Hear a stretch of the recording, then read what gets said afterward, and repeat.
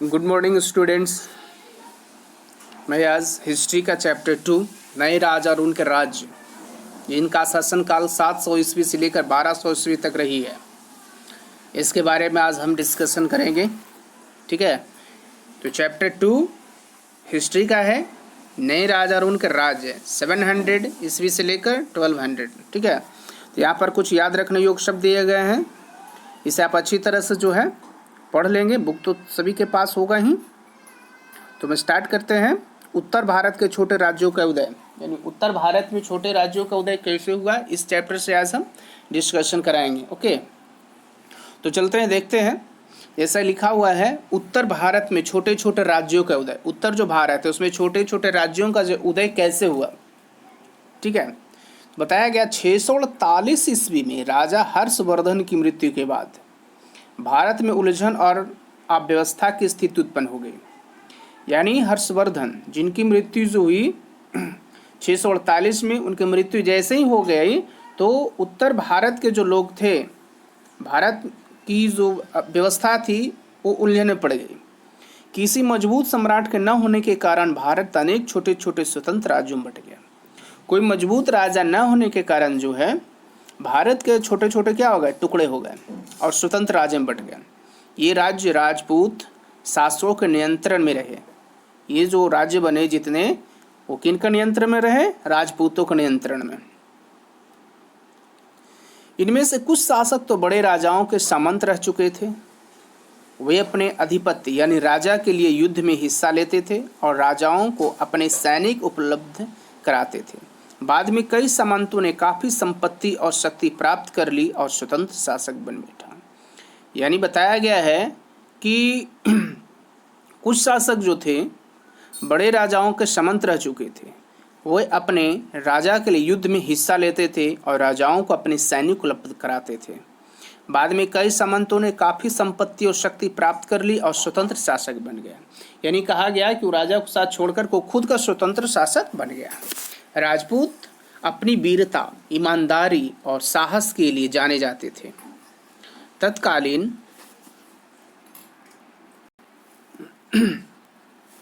तत्कालीन राजपूत शासक लगातार आपस में लड़ते झगड़ते रहे। यही कारण था कि वे विदेशी आक्रमणों से अपनी रक्षा नहीं कर सके।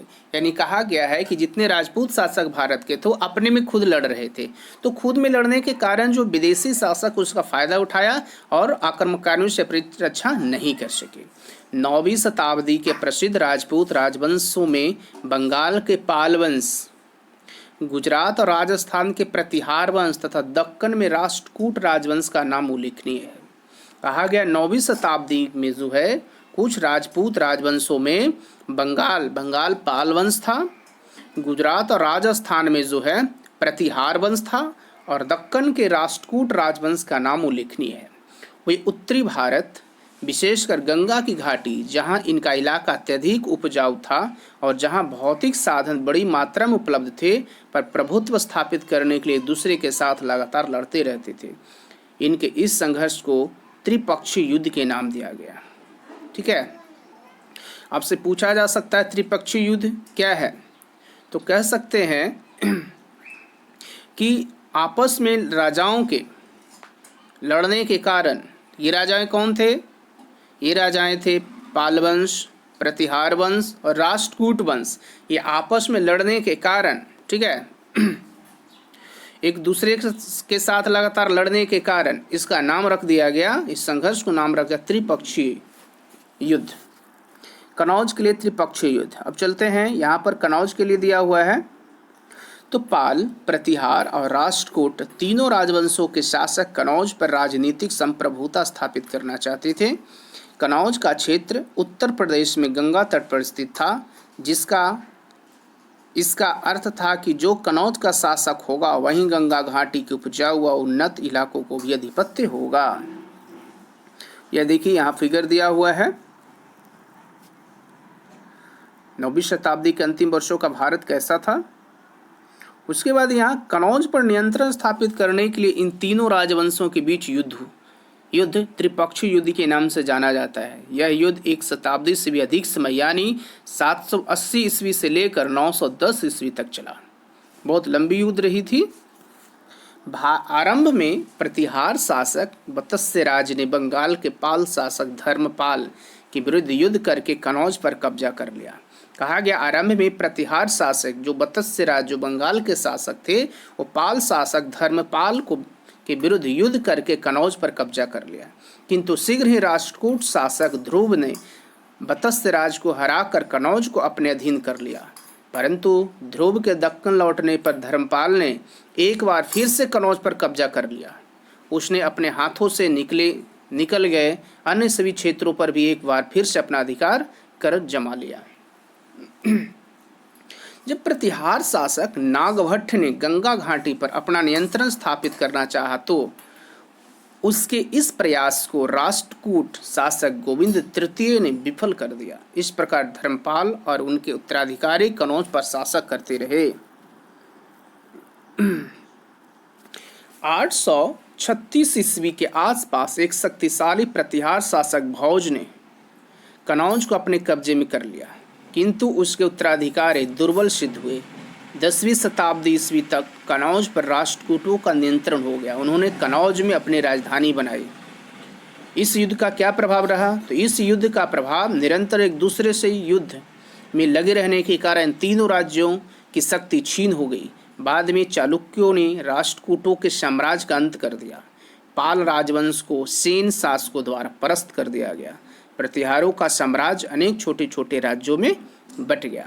उसके बाद राष्ट्रकूट है, आप देख पा रहे हैं। दक्कन के राष्ट्रकूट शासक कर्नाटक के चालुक्य के सामंत थे। कहा गया दक्कन के जो राष्ट्रकूट थे वो कर्नाटक के चालुक्य का सामंत था। ठीक है। 753 ईस्वी में दंती दुर्ग ने चालुक्यों को हराकर राष्ट्रकूट राजवंश की स्थापना की। उसने स्वयं को दक्कन का आधिपत्य घोषित कर दिया। उसने महाराष्ट्र में सोलापुर के निकट मालखेड़ को अपनी राजधानी बनाया। दंती दुर्ग की मृत्यु के पश्चात कृष्ण प्रथम उसका अधिकारी बना। उसने राष्ट्रकूटों के साम्राज्य को काफी शक्तिशाली बनाया। उसने एलोरा में कैलाश मंदिर बनवाया। इस राजवंश के महत्वपूर्ण शासकों में ध्रुव, अमोघवर्ष और कृष्ण तृतीय के नाम उल्लेखनीय है। कृष्ण तृतीय की मृत्यु के पश्चात राष्ट्रकूट की शक्ति क्षीण हो गई। बाद में चालुक्यों ने राष्ट्रकूटों के साम्राज्य को अंत कर दिया। उस समय के धर्म की बात करते हैं। ठीक है।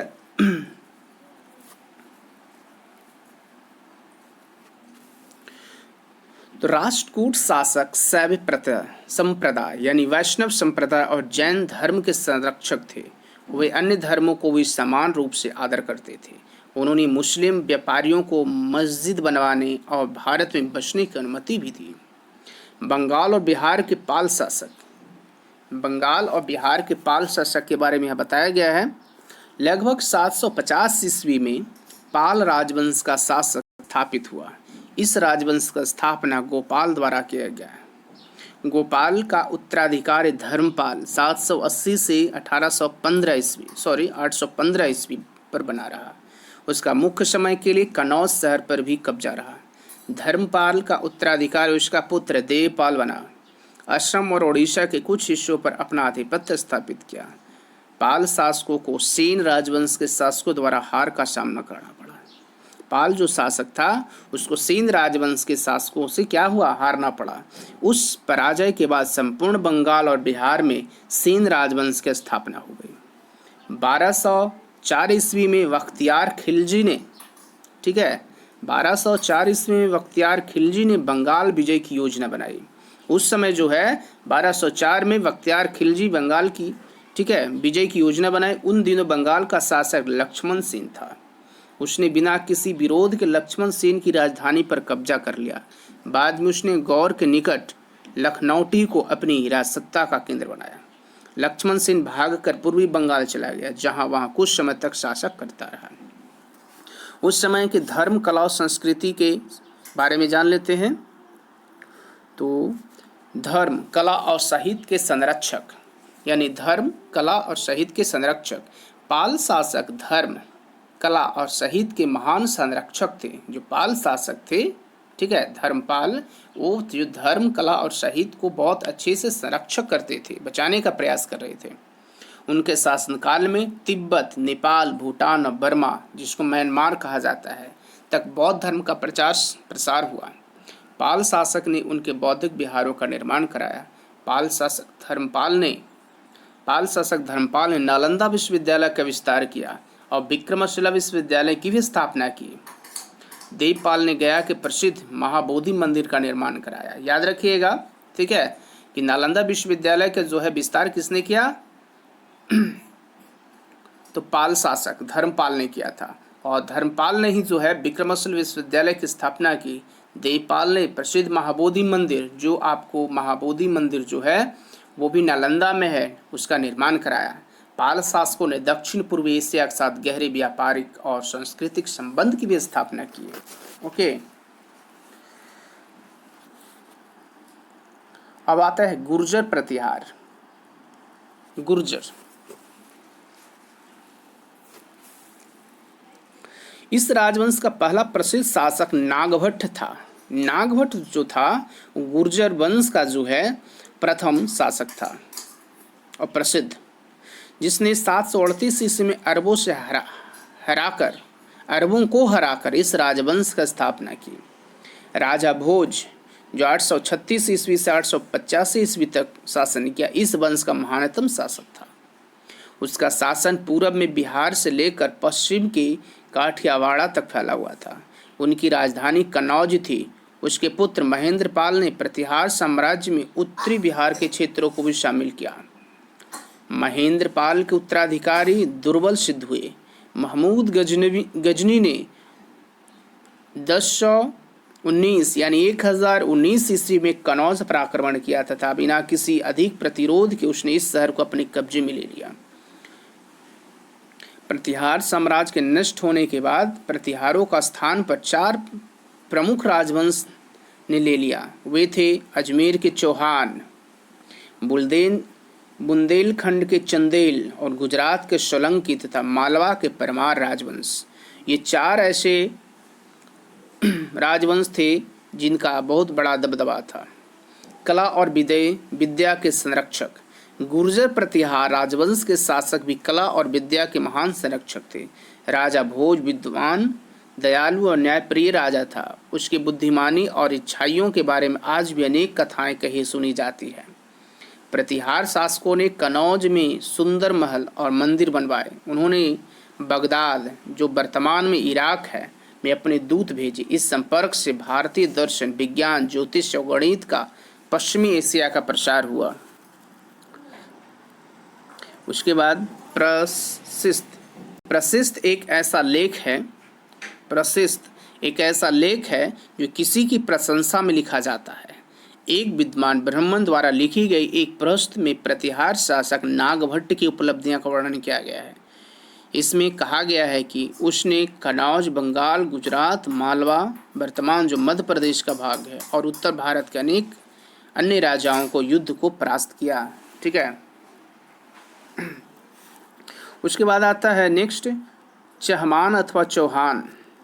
ठीक है, तो चौहान यानी मूलतः प्रतिहारों, परमारों और चालुक्यों के जागीरदार सामंत थे। चौहान राजवंश की अनेक शाखाएं थी जो जालौर, साईपुर, जोधपुर, धौलपुर और अजमेर आदि भिन्न भिन्न प्रदेशों पर शासन करती थी। पृथ्वीराज इस वंश का एक प्रसिद्ध शासक था। चौहान जो वंश है उसका सबसे महान शासक जो था पृथ्वीराज चौहान था, जो राय पिथौरा के नाम से मशहूर था। चंद्रवरदायी ने अपने प्रसिद्ध महाकाव्य पृथ्वीराज रासो में अनेक सैनिक पराक्रमण का वर्णन किया है। कहा गया है कि चंद्रवरदायी ने एक काव्य की रचना की जिसे पृथ्वीराज रासो कहा गया। उनमें अनेक सैनिक पराक्रमण का वर्णन किया है। वह अजमेर से दिल्ली तक फैले एक विशाल प्रदेश का शासक था। 1191 ईस्वी में उसने भटिंडा के निकट तराइन के युद्ध में मोहम्मद गोरी को हरा दिया, किंतु उसके अगले ही वर्ष 1192 ईस्वी में तराइन के दूसरे युद्ध में वह मोहम्मद गोरी से हार गया तथा उसके हाथों मारा गया। यह युद्ध भारत के इतिहास में एक निर्णायक युद्ध सिद्ध हुआ। इस युद्ध ने उत्तर भारत में तुर्की शासक नींव रख दी। देखो यहाँ पर बताया गया है कि 1151 ईस्वी में उसने भटिंडा के निकट तराइन, ठीक है, कि युद्ध में मोहम्मद गोरी को हरा दिया। प्रथम युद्ध में जो हुआ था मोहम्मद गोरी को हरा दिया, लेकिन कुछ अगले वर्ष यानी 1192 ईस्वी में तराइन के दूसरे युद्ध में वो मोहम्मद गोरी से हार गया और मोहम्मद गोरी ने उसको क्या किया, मार डाला। यह युद्ध भारत के इतिहास में एक निर्णायक युद्ध सिद्ध हुआ। इस युद्ध ने उत्तर भारत में तुर्की शासन की नींव रख दी। तो नेक्स्ट जो है इसका डिस्कशन जो है हम आपको क्लास में नेक्स्ट क्लास में इसका आगे का जो टॉपिक्स है वो स्टडी कराएंगे। Thank you.